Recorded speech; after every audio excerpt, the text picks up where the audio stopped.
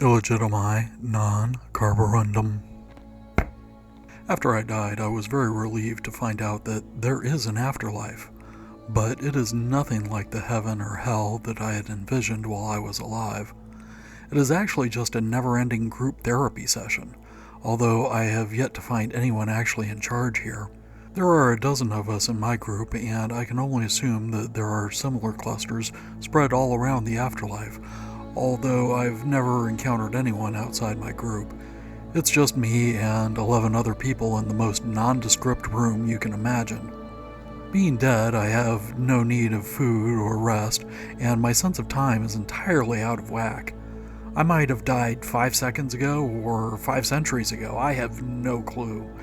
I have figured out that the purpose of the group therapy is to talk about your time on Earth, all of your actions and thoughts, accomplishments and regrets, and so on until you have some kind of epiphany about how you could have been a better person. Once you learn your lesson, you're removed from the group and sent back to Earth. It's not an automatic process, though. Someone else has to nominate you for reincarnation, and then a unanimous vote is required to send you back. This seems like it would be a fair system, sort of like a jury trial for the soul.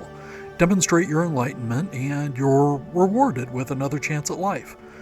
So I settled into the routine of talking and listening, patiently waiting for my big breakthrough that would earn me a ticket back to the land of the living. In my time here, however long that's been, there have been 3 individuals that we elected to send back because we all thought they had made sufficient progress and now had the potential to make the world better by being in it. And each time someone left the group, a newly deceased person came in to replace them. The newest arrival is just an unrepentant jerk.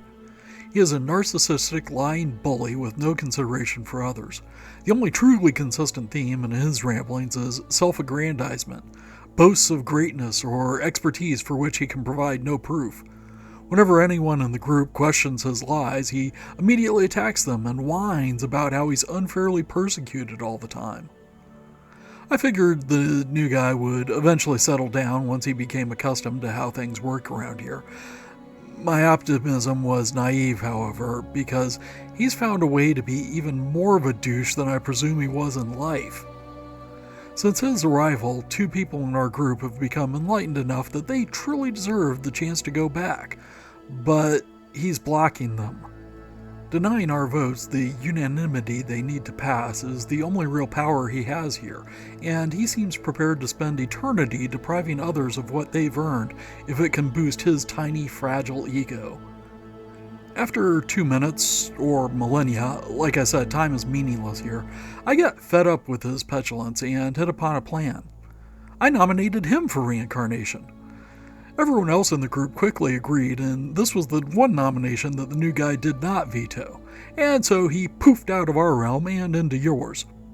I can't have been the first person in the afterlife to think of this method of dealing with obnoxious individuals, so if you know someone who behaves like a spoiled toddler, seemingly incapable of learning how to be a better person, and who isn't happy unless they're insulting and hurting someone else, then that might be someone so hopelessly irredeemable that they got voted out of the afterlife.